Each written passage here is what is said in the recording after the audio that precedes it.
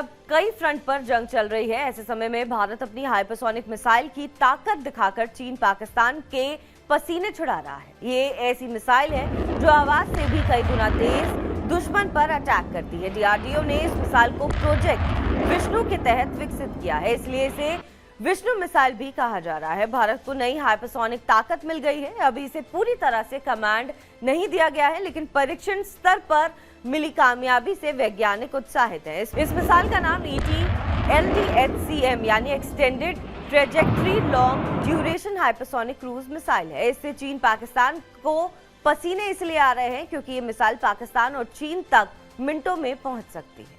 अब आपको बताते हैं कि क्या है हाइपरसोनिक मिसाइल की खासियत।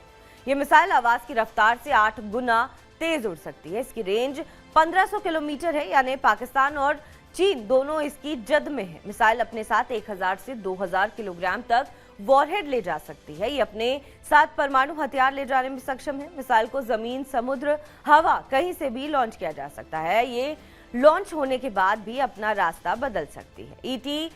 ET-LDHCM स्क्रैमजेट इंजन से चलता है, जो पारंपरिक रॉकेट इंजन के बजाय वायुमंडलीय ऑक्सीजन का इस्तेमाल करता है। इसे बहुत ऊंची गति और लंबी दूरी दोनों मिलते हैं। इसकी कम ऊंचाई पर उड़ने की क्षमता इसे रडार से बचने में मदद करती है।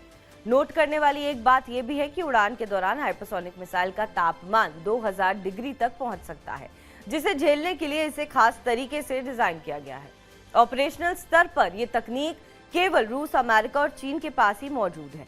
हाइपरसोनिक मिसाइल का मतलब उन मिसाइलों से है जो आवाज की गति से कई गुना तेज रफ्तार से अपने लक्ष्य की ओर बढ़ती हैं। इसकी रफ्तार कम से कम 6000 किलोमीटर प्रति घंटे की होती है, यानी 1 सेकंड में लगभग 2 किलोमीटर। हाइपरसोनिक मिसाइल इतनी तेजी से अपने टारगेट की ओर बढ़ती है कि उसे एंटी मिसाइल सिस्टम ट्रैक ही नहीं कर पाता। हाइपरसोनिक क्रूज मिसाइल कम ऊंचाई पर उड़ती है। आमतौर पर ये जमीन से लगभग 200 फीट ऊपर उड़ती है, इसलिए ज्यादातर सिस्टम या रडार उसे ट्रैक नहीं कर पाते।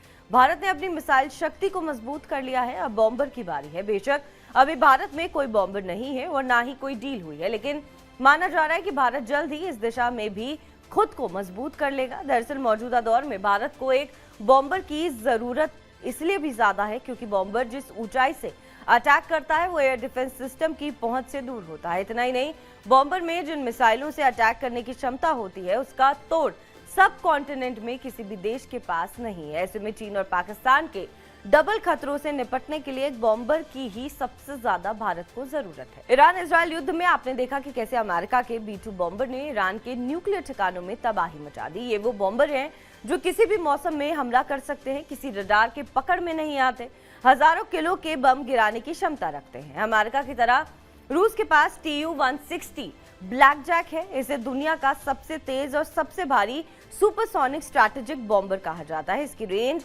12300 किलोमीटर तक है। ये अपने साथ 40 टन तक हथियार लेकर उड़ सकता है। इसकी स्पीड 2220 किलोमीटर प्रति घंटे की होती है। बहरहाल इस खबर पर आपका क्या कुछ कहना है, हमें कमेंट करके जरूर बताएं। बाकी देश विदेश की तमाम बड़ी खबरों के लिए आप देखते रहें TV9 डिजिटल।